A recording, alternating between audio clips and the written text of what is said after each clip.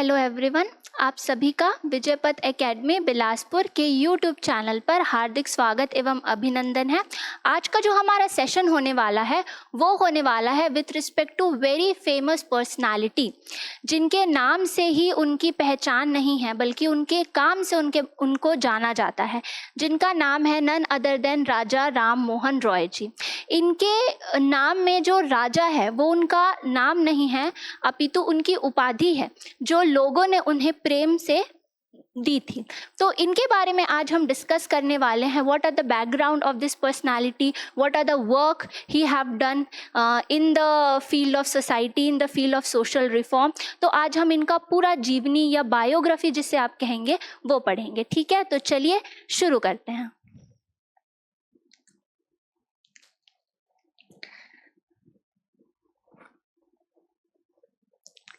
देखिए, सबसे पहले हम देखेंगे राजा राम मोहन रॉय। ठीक, राजा राम मोहन रॉय जी के बारे में हम सबसे पहले उनके बाद में देखेंगे उनके बर्थ एंड अर्ली लाइफ के बारे में। ठीक है, उनका जो बर्थ हुआ और उनकी जो अर्ली लाइफ रही वो कैसे रही। ठीक, सबसे पहले हम ये जानेंगे कि उनका जो बर्थ है वो हुआ 22 ऑफ फरवरी 22 ऑफ मई 1772 को। ठीक है, इनका जो बर्थ हुआ वो हुआ 22 ऑफ मई 1772 को। ठीक, इसके बाद में ये जो थे वो well qualified and well equipped ब्राह्मण फैमिली से एसोसिएटेड थे। ब्राह्मण फैमिली से एसोसिएटेड थे। ठीक है, वेल वर्स थे, ये वेल क्वालिफाइड ब्राह्मण फैमिली से ये एसोसिएटेड थे। इसके बाद में इन्हें बहुत ही अच्छी लेवल ऑफ एजुकेशन इनके फैमिली ने प्रोवाइड करवाई। ठीक है, तो ये ओवरऑल हो गया कि अर्ली लाइफ उनकी कैसी थी। स्टार्टिंग में बहुत सारी चीज़ें, बहुत सारी अपॉर्चुनिटीज़ इनको मिली जिसके कारण इनकी जो कोर आइडियोलॉजी थी वो शेप हुई। क्या हुई? इनकी कोर आइडियोलॉजी शेप हुई। ठीक है, तो कोर आइडियोलॉजी में अगर हम राजा राम मोहन रॉय जी के बारे में देखेंगे तो हमको ये समझ आता है कि he was strongly opposed to sati प्रथा। सती प्रथा को वो बहुत ज़्यादा सिरे से क्या करते थे? नकारते थे। पहला चीज़ ये उन्होंने किया था, he was acting on, have lots of action against child marriage. ठीक है, चाइल्ड मैरिज, बाद में जाके इनको इस चीज़ में सफलता भी आगे मिलती है, एज वेल एज सती प्रथा के रिस्पेक्ट में भी उनको सफलता मिलती है। Then he was supporting women education. उस समय ये सभी चीज़ें जो थी वो क्या थी? टैबू थी, है ना। तो इस चीज़ को वो सपोर्ट करने के लिए, हमारी सोसाइटी को सुधारने के लिए वो ये सब काम कर रहे थे। इसके साथ ही साथ में he was opposed to caste discrimination as well, caste discrimination. तो ये तो उनकी हो गई कोर आइडियोलॉजी की वो क्या चाहते थे या उनकी कोर आइडियोलॉजी क्या थी। इसमें एक और चीज थी, he was basically supporter of monotheism, और we can say believe in one god, जिसे हम हिंदी में कहते हैं एक ऐश्वरवाद, मतलब एक ईश्वर को मानने वाले। ठीक है, तो he supported the monotheism, that is believe in one God. ये ओवरऑल हो जाती है उनकी आइडियोलॉजी कि वो किस चीज़ में विश्वास रखते थे। ठीक है, इसके बाद हम देखेंगे कि उनके वर्क क्या क्या रहे, major work. in the field of social reform. This is very, very important with respect to prelims of CGPSC as well as all the exam that is there in CG Vyapam. ठीक है, ध्यान से समझिएगा एक एक पॉइंट जो मैं बता रही हूँ from the beginning of his work. सबसे पहले हम देखेंगे ईयर वाइज जाएंगे. 1809 में इन्होंने एक बुक लिखी जिसका नाम था gift to monotheist. Gift to monotheist. ठीक है, एक बुक लिखी 1809 में जिसका नाम था gift to monotheist. Persian language में तुहफत उल मुवाहिदीन. ठीक है, ध्यान से इसको समझिएगा.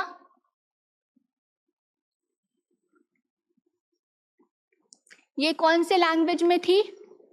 पर्शियन लैंग्वेज में थी. इसी का ही बेसिकली वो ट्रांसलेशन था. ठीक है, तो 1809 में इन्होंने लिखी gift to monotheist. Then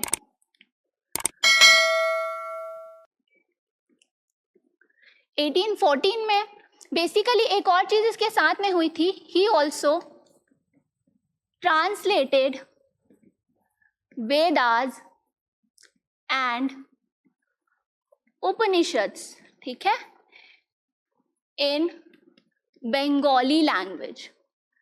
Bengali language. ठीक है, तो बेसिकली उन्होंने जो है वो क्या किया था, वेदास और उपनिषद को बंगाली लैंग्वेज में ट्रांसलेट किया था ताकि लोगों को ये समझ आ सके कि वेदास और उपनिषद भी चाइल्ड मैरिज के अगेंस्ट हैं. वेदास और उपनिषद में भी कहीं भी सती प्रथा को प्रमोट करने की बात नहीं कही गई है. इसके साथ ही साथ में तीसरी चीज अगर हम देखेंगे 1817 में क्या हुआ था, एक थे डेविड हेयर करके. ठीक है, डेविड हेयर, इनको इन्होंने सपोर्ट किया टू एस्टैब्लिश हिंदू कॉलेज. ठीक है, establish Hindu college. Basically Raja Ram Mohan Roy ji supported David Hare in 1817 to establish Hindu college. आ गया समझ. इसके बाद में 1820 में इन्होंने अगेन एक बुक लिखी जिसका नाम था प्रिसेप्ट्स ऑफ जीसस. क्या लिखी? प्रिसेप्ट ऑफ जीसस, मतलब यीशु के नियम. ठीक है, तो ये 1820 में इन्होंने लिखी. देन आफ्टर अगर हम देखेंगे 1825 में इन्होंने वेदांता कॉलेज बनाया.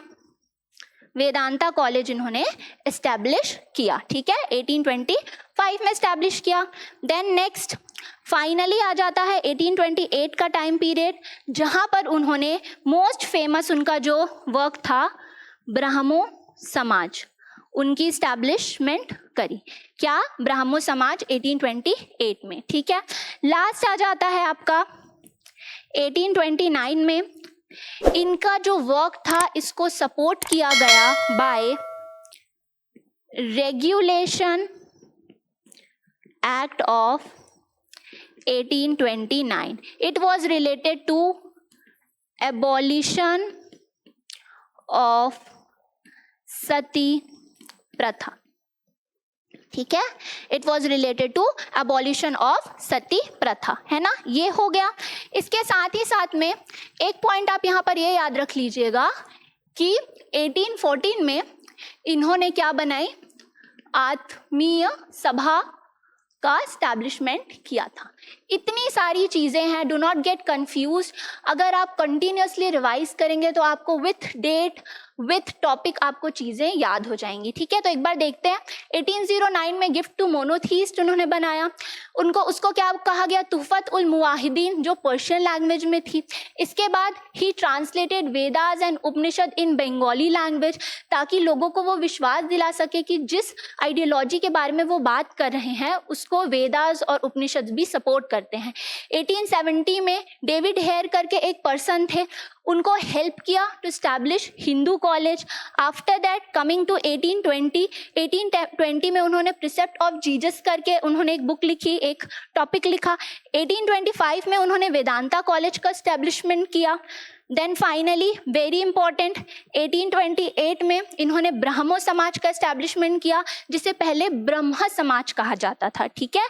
देन 1829 ब्रिटिश गवर्नमेंट ने एक एक्ट पास किया जिसे कहते हैं regulation act of 1829 and it was related to what, it was related to abolition of sati pratha, जो कहीं ना कहीं राजा राम मोहन रॉय के वर्क को अप्रिशिएट किया, ठीक है।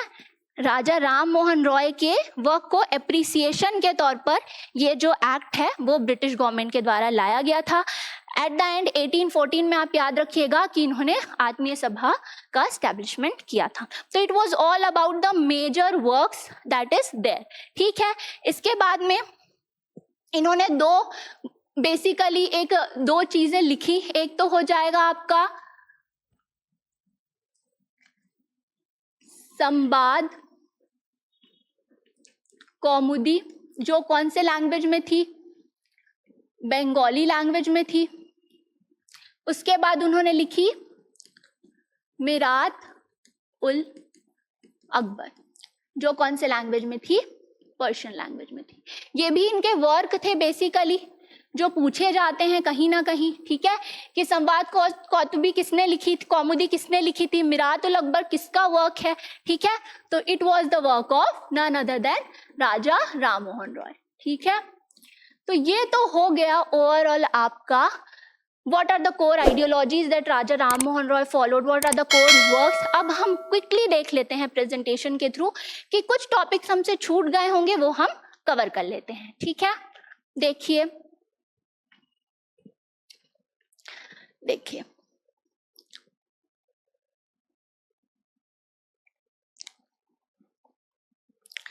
चलिए स्टार्ट करते हैं। वही चीजें बताई गई हैं, है ना, जो हमने डिस्कस कर लिया है। बॉर्न ऑन 22 मई 1772 इन राधानगर बंगाल, ठीक है, जो कहाँ पर आता है, अब वेस्ट बंगाल इंडिया में आता है।